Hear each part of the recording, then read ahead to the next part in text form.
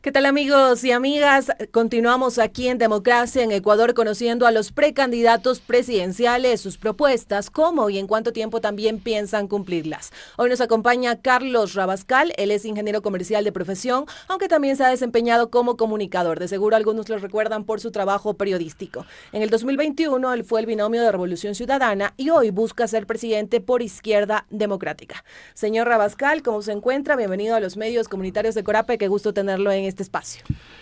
Muy buenos días, Elba, y muchas gracias por esta generosa invitación, y siempre será un gusto conversar con Corape y con la audiencia de Corape, que llega a una cobertura impresionante en todo el Ecuador, sobre todo en redes comunitarias. Muchísimas gracias por acompañarnos e inicio consultándole brevemente sobre esa principal motivación para querer ser presidente de Ecuador. Así que cuéntenos. A ver, el país está atravesando una crisis tremenda. El país está abandonado desde hace 7 años. Incremento de la pobreza, incremento de la migración, incremento de la inseguridad. Hoy, crisis eléctrica, incendios forestales, estamos viviendo en medio de un caos. Y yo no me puedo quedar con los brazos cruzados.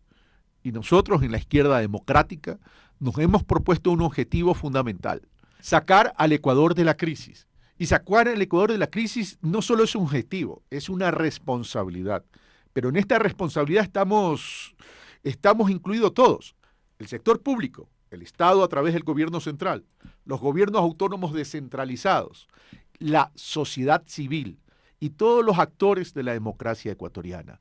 Por tanto, no nos podemos quedar pasivos, y por eso estamos como Izquierda Democrática, por eso estamos como partido político, como proyecto político, preocupados para resolver los problemas estructurales del Ecuador, pero también para atender en el cortísimo plazo la crisis que estamos viviendo. Y hablando de la crisis, muchos analistas señalan que Ecuador es un país de crisis. Tenemos crisis energética, crisis de seguridad, crisis económica. Y sobre la crisis energética que vivimos en el país, que es una de las mayores preocupaciones de la ciudadanía, he visto algunos comunicados, algunos pronunciamientos suyos, y usted habla de acciones a corto, mediano y largo plazo. También habla que se complementarían incentivando la inversión privada para autogeneración eléctrica, permitiendo proyectos que generen también estos megavatios que son necesarios en el país, el cual tenemos un déficit. Quisiéramos que nos cuente inicialmente acerca de este tema que, como mencioné, le preocupa a los ecuatorianos. Pero recordemos algo: el tema de la electricidad es fundamental para cualquier nación, y para el Ecuador más todavía, ¿verdad? Sin electricidad y sin energía eléctrica no hay progreso, no hay desarrollo, no funciona el país, no funciona el negocio, los emprendimientos y el sector productivo, y por tanto habría una afectación económica y social en el Ecuador. ¿Cómo atender la crisis energética entonces? En el cortísimo plazo, garantizando por lo menos 2.000 megavatios. 2.000 megavatios. ¿Cómo garantizarlo? Respetando primero los contratos de los buques barcazas, que dice el gobierno, ya ha contratado un buque barcaza que se supone que tiene que generar 100 megavatios, y hoy está en discusión eso porque aparentemente no los está generando, y la contratación de 2 buques barcazas más. Vamos a respetar, porque ahí en esa generación eléctrica comprada, adquirida, tendríamos 340 megavatios. Pero por otro lado, el Ecuador tiene que recuperar, darle mantenimiento y recuperar la planta termoeléctrica. Pero si esta no es suficiente, tenemos que adquirir una nueva planta termoeléctrica que nos garantice por lo menos para el 2025 2.000 megavatios, con lo cual cubriríamos el déficit proyectado, que es de 1.500 megavatios. Eso en el corto plazo. Pero también pudiésemos en ese corto y mediano plazo incentivar la inversión privada. ¿En qué? En la en la autogeneración de electricidad en el sector privado. Es decir, no solamente tenemos que generar electricidad nueva, sino que adicionalmente tenemos que incentivar la disminución del consumo de energía eléctrica en el Sistema Nacional Interconectado. Esa autogeneración en el sector privado hasta proyectos de 150 megavatios pueden ayudarnos a salir de la crisis en el cortísimo plazo. Ahora bien, nosotros tenemos una estructura de energía eléctrica hidroeléctrica, es decir, proveniente del agua, el aprovechamiento del agua. Y eso está bien, pero tenemos que diversificar las fuentes de energía en términos de energía renovable, no solamente hidroeléctrica, porque el calentamiento global y el calentamiento climático a mediano y largo plazo ya es una realidad y lo estamos viviendo los efectos. Por tanto, tenemos que ir al aprovechamiento del viento para generar energía eléctrica, que es la eólica, la energía solar. Necesitamos ir adicionalmente a la geotérmica, que es el aprovechamiento del calentamiento interno de la Tierra para generar energía, aprovechar el gas natural líquido, ¿verdad?, en el campo Amistad, que es una energía limpia, y adicionalmente el aprovechamiento de las olas para generar energía eléctrica. Entonces ahí ya tenemos una estructura de energía eléctrica que sea sostenible y que garantice la distribución y la transmisión. Doctor Rabascal, y precisamente lo que usted acaba de mencionar le iba a consultar porque algunos expertos en materia energética han señalado precisamente de que en Ecuador se necesitan soluciones rápidas, baratas y respetuosas con el medio ambiente, debido también a las consecuencias del cambio climático. Y hablaban precisamente de este tema, de la energía solar y energía eólica. Y aquí consultarle un poco, estas propuestas que usted pone sobre la mesa en caso de llegar a Carondelet, ¿en cuánto tiempo piensa ejecutarlas? A ver, por eso yo le digo, hay temas de corto plazo. Los temas de corto plazo es la planta termoeléctrica. Hasta el 2025 esto tiene que estar solucionado. No podemos, la crisis no se puede prolongar más allá del 2025. El tema es que hay que comenzar a trabajar ya. Por eso, el tema de la planta termoeléctrica es urgente y eso hay que dejarlo funcionando entre este año y el próximo año. Y eso a diciembre del 2025 tiene que estar funcionando. Los otros proyectos, como por ejemplo Toachi Pilatón y Salitral, deberían estar terminados en 4 o 5 meses, con lo cual tendríamos ya ya podríamos cubrir el déficit de 1080 megavatios este año y 1500 megavatios el próximo año. Y lo otro sí es de mediano y largo plazo, ¿no? Porque las centrales hidroeléctricas que tenemos que hacerlas en la cordillera occidental, que tienen otro calendario otro calendario de escasez de agua, etcétera, etcétera, ¿verdad? Eso sí toma más tiempo.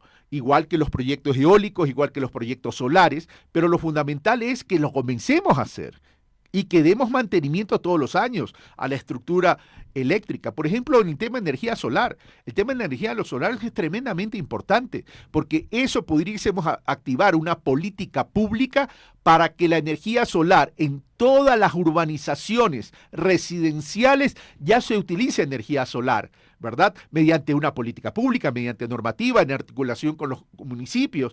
Y por otro lado, esa misma energía solar y la energía eólica también puede ser usada ¿en dónde? En el sector productivo. Por ejemplo, podemos mejorar el sistema de electrificación en los sectores rurales del país. Y aquí también algo que quería consultarle. En medio de esta crisis energética se habla mucho de la corrupción también que hay en el sistema energético del país, y también hay quienes sostienen que es necesario hacer esta separación entre el Ministerio de Energía, el Ministerio de Minas. ¿Qué opina usted acerca de este tema? Y también cómo afrontar una situación como esta. A ver, aquí hay una realidad, Elba. Y la realidad, Elba, es que necesitamos estos proyectos. El tema es cuál es el modelo de gestión de estos proyectos para cuidar, uno, el medio ambiente, el ecosistema, y dos, un modelo de gestión transparente. El problema del Ecuador es que no ha tenido política de transparencia. Por eso nosotros promovemos gobiernos digitales. Gobiernos digitales, es decir, aprovechar la tecnología, aprovechar el Internet para poder incluir toda esta data de contratación pública y que sea transparente. ¿Acompañado con qué? Acompañado con observatorios ciudadanos especializados para poder monitorear que el cumplimiento de estos procesos contractuales sean transparentes, sean democráticos, que beneficie al colectivo y no a unos cuantos vivos. Y por otro lado, una gran reforma al Sistema Nacional de Contratación Pública. Una gran reforma a ese Sistema Nacional de Contratación Pública que contemple, primero, la construcción y actualización de un gran catastro de todos los contratistas del sector público, proveedores y subcontratistas, categorizados y clasificados por especialización, y la trazabilidad del dinero.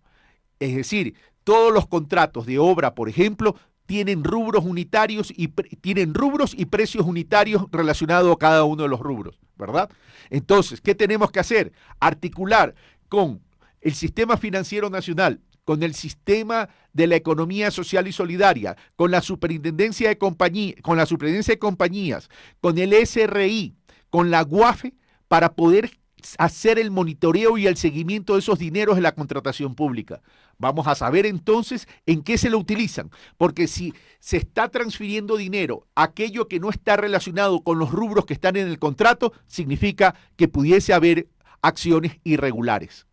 Señor Rabascal, pasamos inmediatamente a otro tema que también nos preocupa a los ecuatorianos para ir abordando algunos puntos en estos minutos que tenemos de entrevista. Y otra de las crisis es la crisis de seguridad. Entre algunas propuestas del actual presidente, el presidente Daniel Noboa, se busca la posibilidad que vuelvan las bases extranjeras al país. Usted se ha pronunciado acerca de este tema, ha destacado que en este caso el apoyo internacional es importante, pero no se le puede quitar esta responsabilidad que tiene el Estado de garantizar la seguridad. También habla de buscar espacios de integración regional para combatir a esta red del crimen. ¿Nos podría contar un poco más acerca de esta propuesta? ¿Cómo planea también hacerle frente a una de las principales preocupaciones de la población? Primero, con planificación, con organización, con voluntad y decisión política, se lucha contra el crimen organizado. Hoy en día, el narcotráfico, para poner un ejemplo, que es el elemento más fuerte del crimen organizado, que incluye el lavado de activos, por cierto, el lavado de dinero, ¿verdad? ¿Pertenece a qué? A una red global del crimen. Esto significa una transnacional. Manejan mucho dinero, y manejan mucho más dinero que cualquier estado pequeño o mediano. Entonces, ¿qué tenemos que hacer? La pregunta es, ¿podemos combatirlos por sí solos? La respuesta es no, porque es un crimen internacional. El narcotráfico es una actividad transnacional. Unos producen, otros consumen, otros lavan el dinero. Entonces, ¿qué tenemos que hacer? Si es una red global del crimen, tenemos que construir espacios de integración regional específicos para combatir este narcotráfico y este crimen organizado. ¿Eso qué significa? Homologar una serie de cosas a nivel internacional, comenzando por los marcos jurídicos. Porque si ya lo vamos a combatir, es algo que nos invade el mundo, tenemos que tener marcos jurídicos homologados. El mismo marco jurídico en Argentina, en Ecuador, en Colombia, en Perú, etcétera, etcétera, etcétera. Por otro lado, tenemos que homologar ¿qué? Tenemos que homologar sistemas informáticos, sistemas de la información, adaptar nuestra tecnología para que podamos estar articulados con el resto del mundo. Tenemos que homologar la política, el sistema y la gestión aduanera por donde entra y sale la droga. Tenemos que homologar ¿qué? Una estrategia, una política de estrategia para luchar contra el lavado del dinero. Porque si esto sigue continuando, ¿dónde le tenemos que golpear al narcotráfico? En el negocio, que es la rentabilidad, que es el dinero. Entonces tenemos que luchar contra el lavado de activos, contra el lavado de dinero a nivel internacional, ¿verdad? El otro tema, evidentemente, es la transferencia de conocimiento, la transferencia de tecnología, la creación de escuelas especializadas ¿en qué? En seguridad, en la lucha contra el crimen organizado, en la formación y capacitación y la educación para la contrainteligencia. ¿La contrainteligencia de qué nos sirve? La contrainteligencia nos sirve para poder detectar los movimientos de ese crimen organizado y poderlos neutralizar, anticiparnos. La mejor manera de manejar y gestionar una crisis es anticipándonos. Por eso tenemos que entrar a esos espacios de integración regional, no olvidando que tenemos que hacer nuestra propia tarea, que es la depuración, la capacitación, la formación, el fortalecimiento de la institucionalidad llamada policía. porque no podemos policializar a las Fuerzas Armadas porque estamos descuidando las fronteras y adicionalmente la ponemos en riesgo de contaminación de la corrupción por el crimen organizado. Y usted ha hablado de algunos temas importantes y ha señalado que hay que anticiparse también y hay que ver dónde se golpea a las organizaciones delictivas. En Ecuador, si bien es cierto, en estos últimos meses no se ha dado este tema de las masacres carcelarias, se ha visto ese poder que tienen las organizaciones delictivas desde las cárceles. Por eso se habla de la necesidad de fortalecer el sistema penitenciario. ¿Cómo ahí usted propone anticiparse ante estos golpes que se podrían dar desde el sistema penitenciario del país? Hemos visto también que el presidente Daniel Noboa está teniendo su propuesta de 2 cárceles. Hay quienes sostienen que sí es importante construir cárceles, pero trabajar en la inteligencia penitenciaria. Si el tema fuera solo infraestructura, ahí estaría la solución, Elba. El problema es modelo de gestión. ¿Qué hacemos con las cárceles? Por supuesto que hay que construir cárceles, pero cárceles de alta seguridad, pues. No cárceles que se constituyan en centros de operación delictivos para manejar el microtráfico en el país y para manejar el lavado de activos y para manejar las bandas que existen en el país y el sicariato. Pues. Si fuera solo por infraestructura, fuera muy fácil. Pero bueno, creación de cárceles de altísima seguridad. Pero adicionalmente tenemos que comenzar a trabajar en una política de cárceles. Es decir, categorizar y clasificar los centros de rehabilitación social que se llaman, ¿sí? Una cosa son delitos menores y otra cosa son delitos de alta gravedad y delicadeza, como el terrorismo, el narcotráfico, el sicariato, etcétera, etcétera. Entonces tenemos que clasificar a los PPL, a las personas privadas de libertad, de acuerdo a la gravedad de sus delitos, porque si los mezclamos a todos, ponemos en riesgo a aquellos que tienen delitos de menor nivel, que tienen que estar recluidos, pero no los podemos mezclar con los de alto riesgo. Eso por un lado. Por otro lado, es preparar a los guías penitenciarios, pues. Pero no solo, o sea, acá tenemos guías penitenciarios que caen en las redes de corrupción. O acá tenemos directores de cárceles o guías penitenciarios que ponen en riesgo su vida. Tenemos que también respaldar la vida de ellos. Y además, entrar a una política de rehabilitación social que significa que cuando salgan en libertad aquellos delitos de menor gravedad puedan reinsertarse a la sociedad. Es decir, tenemos que prepararlos a ello, formar y capacitar y desarrollar habilidades dentro de esa economía popular y solidaria para que puedan adquirir esas habilidades mientras están privados de la libertad y generar ingresos que vayan a sus familias, para que el día de mañana no haya esa relación tan apocalíptica entre el PPL y una familia abandonada, e ir creando ciertos fondos de emergencia o ciertos fondos de planificación para que ese PPL el día que salga tenga cómo subsistir mientras consigue un trabajo o desarrolla una actividad. Y ya que se señala que la crisis de seguridad también se combate fortaleciendo el tejido social, también le consulto aquí cómo usted va a fortalecer estos servicios sociales, sobre todo en zonas conflictivas de Ecuador. ¿Qué propone frente a esto? Ocupando los espacios, pues, Elba.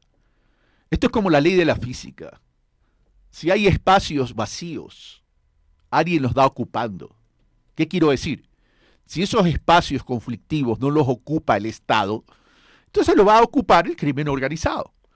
Entonces, primero, ¿qué tenemos que hacer? Tener una estrategia de seguridad, institucionalizar la seguridad, ¿verdad? Política, estrategia, planificación, recursos monetarios para invertir, tecnología, personal calificado, personal especializado, cooperación internacional, que no son bases militares. Ya tenemos cooperación internacional con Estados Unidos de sobra, de sobra. El propio embajador, el ex embajador americano, Tad Chonman, dijo, ya no se trata de bases, aquí se trata de otras cosas, recursos de tecnología, recursos económicos, sistemas de inteligencia, subsistemas de inteligencia, contrainteligencia, etcétera, ¿verdad? Entonces, tenemos que comenzar también a articular y complementar ¿con quién? Con los gobiernos autónomos descentralizados que están más cerca de las poblaciones, pues. Y ahí tenemos que implementar política económica, política de inversión, política de economía social y solidaria, política educativa, política de cultura, para poder ocupar esos espacios. Por ejemplo, centros de desarrollo familiar integral en las ciudades, dividida y distribuida por distintos sectores, donde esté el deporte, donde esté la cultura, donde esté la educación financiera, donde esté la economía social y solidaria, y también llevando oportunidades a nuestros niños y jóvenes, como por ejemplo prepararlos en el arte, como por ejemplo prepararlos en idiomas como el inglés y el mandarín, es decir, comenzarle a darles herramientas y tenerlos ocupados y hacer una verdadera red de integración dentro de las ciudades donde trabajemos en el bienestar social. Entonces, si las personas tienen oportunidades, están generando un ingreso a través de la economía social y solidaria con cooperativas de producción, comercio y servicio, y adicionalmente están adquiriendo conocimiento y desarrollando habilidades, entonces nos estamos convirtiendo ¿en qué? En empleadores, en generar oportunidades para formalizar el trabajo en el Ecuador, y estaríamos resolviendo un problema de carácter social en el país. Es fundamental la coordinación y articulación con los municipios y con las prefecturas. Y ya que usted ha señalado acerca del tema del trabajo, el tema laboral, aquí también consultarle. Durante años, organizaciones sindicales denuncian la precarización laboral en el país, se denuncia también la falta de oportunidades, por ello también muchas personas han tenido que salir de Ecuador. Se indica que organismos internacionales nos catalogan como un país vulnerador de derechos. ¿Cómo primero generar fuentes de empleo, pero empleo de calidad, señor Rabascal, en Ecuador? A ver, mire usted, Elba, ya que usted menciona un tema que esto es trascendental. Guayaquil, Quito y Cuenca concentran el 70% del Producto Interno Bruto. Ya por ahí estamos mal. ¿Y por qué por ahí estamos mal? Si 3 ciudades, ni siquiera provincias, sino ciudades, porque las provincias van más allá de las ciudades, pues, ¿no? De una ciudad, de la capital de la provincia, concentran el 70%, ¿sí? Y tenemos 221 ciudades. ¿Qué está pasando? Que tenemos abandonadas las otras, el resto de las ciudades. Entonces, ¿dónde tenemos que trabajar? Tenemos que trabajar en la construcción de nuevos actores económicos. Por eso es importante ya las reformas de carácter estructural en el país. Regiones con autonomías descentralizadas, que agrupen varias provincias, pero bajo principios de subsidiariedad y solidaridad. Es decir, pequeñas, medianas y grandes. A esas regiones, establecerles una política y estrategia de fortalecimiento en términos de sus capacidades y vocación productiva. Por ejemplo, Sierra Central, agricultura, industria metalmecánica. Pero ya no nos podemos quedar tan solo en la producción primaria. Tenemos que pasar a la agroindustria. En la costa, por ejemplo, ¿qué tenemos? Una vocación agrícola, pero tenemos que pasar de la producción primaria a la agroindustria, al agroturismo, al ecoturismo, a entender la ruralidad de una manera distinta, con el fomento, a través de la asociatividad, bajo el principio de la economía social y solidaria, de la creación de cooperativas, para que esos 800,000 campesinos de la agricultura familiar, de la agricultura familiar, ¿verdad?, puedan asociarse, transformarse en cooperativa para poder acceder a créditos. Y, adicionalmente, el Estado a apoyarlo a través de líneas de crédito. Líneas de crédito que como Estado ecuatoriano, como gobierno nacional, daremos una línea de crédito de $1,000 millones y lo implementaremos a través de ¿qué? A través del sistema cooperativo de ahorro y crédito, pero con tasas reducidas, porque es el Estado el que está poniendo el dinero. Y lo que hacemos es distribuir siempre y cuando esto esté orientado a asociatividad y a cooperativismo. Parte de esos $1,000 millones, también a través del BEDE, canalizarlos a través de los gobiernos autónomos descentralizados. ¿Para qué? Para hacer trabajo de infraestructura en alcantarillado, agua potable, economía circular, con políticas de reciclaje, para la gestión de residuos, porque los residuos tienen su valor económico y pueden ser transformados. ¿Qué significa esto? Disminuir el consumo de materia prima virgen y utilizar materia prima reciclada para trabajar en nuevos procesos de transformación. Entonces ahí comenzamos a construir nuevos actores económicos y esos nuevos actores económicos nos formalizan que el trabajo, la economía, lo sacamos de la informalidad, pero entendiendo también que esto tiene que venir complementado con un modelo educativo potente, con modelos de salud pública potentes, porque no es cuestión solo de trabajar, sino de tener una vida digna a través de la educación y a través de la salud. Y así garantizamos también que nuestros jóvenes se queden en el campo. Recordemos que el promedio de edad en el campo ya es de 56 años y aceleradamente nuestra población se está envejeciendo. Entonces tenemos que cuidar soberanía y seguridad alimentaria. Y ya que usted ha hecho referencia a atender la ruralidad, aquí también consultarle cuál va a ser ese espacio que va a tener en la agenda de trabajo la ruralidad, porque desde este sector se denuncia la falta de vialidad, de educación, de salud de calidad. Es un sector que se ha señalado durante muchos años, lleva abandonado a pesar de que en procesos de campaña electoral todos los candidatos dicen vamos a atender la ruralidad.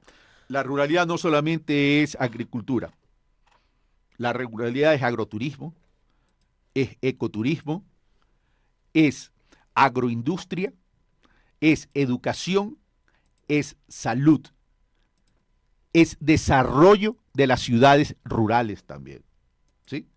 Entonces tenemos que atender en todo eso. Pero ¿cómo atender entonces la ruralidad? Uno, seguimos con el tema de las cooperativas, con el fomento de las cooperativas. Dos, ¿qué hay en la ruralidad? La potencialidad de producir los productos que guardan relación con la alimentación, no solo del Ecuador, sino del mundo. Pero para poder producir esos productos, que es la producción primaria, ¿qué necesitamos? Agua. De todas las tierras productivas en el Ecuador, solo el 17% tienen agua. Por tanto, vamos a declarar en emergencia el riego en el Ecuador para poder aprovechar. Pues sin agua no tenemos productividad. El segundo elemento es entonces la asociatividad y el cooperativismo para generar economía de escala, mejorar las productividades, ser más competitivos, garantizar mercados transparentes, eliminar cadenas de intermediación, porque esas cadenas de intermediación en toda la cadena de valor, ¿qué pasa?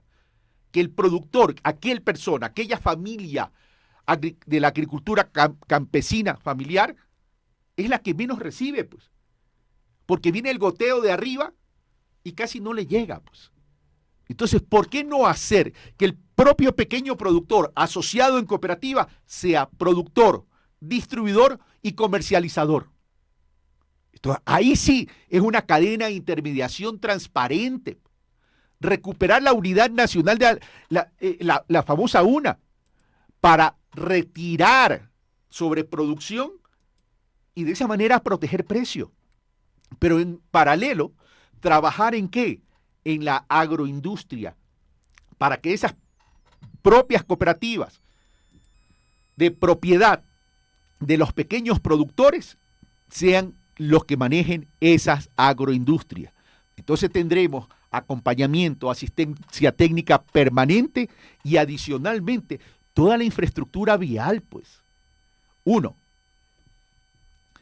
caminos secundarios. Los caminos que puedan sacar nuestros productos, ¿verdad? Pero algo estratégico. Esos caminos tienen que ser de buena calidad, no solamente para la movilidad de productos, sino la movilidad de los seres humanos. Que conecten ¿con qué? Con los principales centros de acopio, pues. Porque ya no solo tenemos que satisfacer el mercado local, sino que tenemos que aprovechar las ventanas de oportunidades que el mundo nos da. Por ejemplo, podemos alimentar a China. 1.300, 1.500 millones de habitantes en China tienen que alimentarse. Y nosotros estamos perdiendo por falta de planificación y organización esos mercados. Es absurdo, es una estupidez. Entonces tenemos que trabajar en eso. Conectividad, llevar el Internet a todos los sectores. Pero no solamente el Internet, crear centros de coworking, para levantar el autoestima de nuestros pequeños productores a través de las cooperativas, donde puedan ir a atender a los clientes, donde puedan ir a y tener una base de análisis, de información, de utilización de data para mejorar su capacidad productiva. Es decir, a ese 36% de la población rural, darle dignidad. Y a la ruralidad convertirla ¿en qué? Convertirla en el nuevo polo de desarrollo del Ecuador. Estamos entrando a los minutos finales de esta entrevista con Carlos Rabascal, quien busca la presidencia del país por Izquierda Democrática. Ya en la parte final ese mensaje de manera breve para las personas que han estado pendientes de esta entrevista. Yo no sé ustedes, hermanas y hermanos ecuatorianos, conciudadanos, compatriotas, pero yo estoy indignado. Yo ya estoy cansado. Yo ya estoy agotado de ver cómo se ha destruido el Ecuador. Yo ya no puedo esperar más que la política o la política tradicional reaccione. Este ruido de la bronca, de la descalificación y del odio, nos tiene abandonados. Jóvenes poniendo en riesgo su vida, emigrando. Los niveles de muertes por la inseguridad. Somos uno de los países más violentos, más que México, que es un país violento. Una ruralidad, un campo abandonado. Y aquí, bla, bla, bla, bla. Es hora de actuar. Por eso Carlos Rabascal está en política. Por eso con la Izquierda Democrática a la cual me pertenezco, vamos a plantear, y ese es un elemento diferenciador, vamos a plantear soluciones estructurales para el país, atendiendo también la emergencia del corto plazo.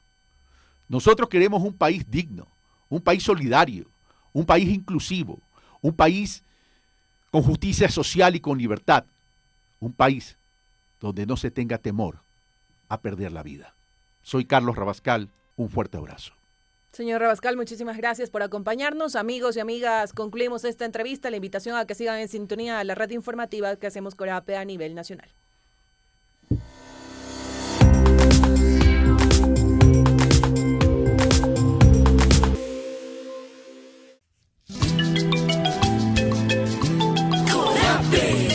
Coordinadora de Medios Comunitarios del Ecuador. CORAPE. Medios inclusivos y educativos. CORAPE. Medios interculturales con las voces populares.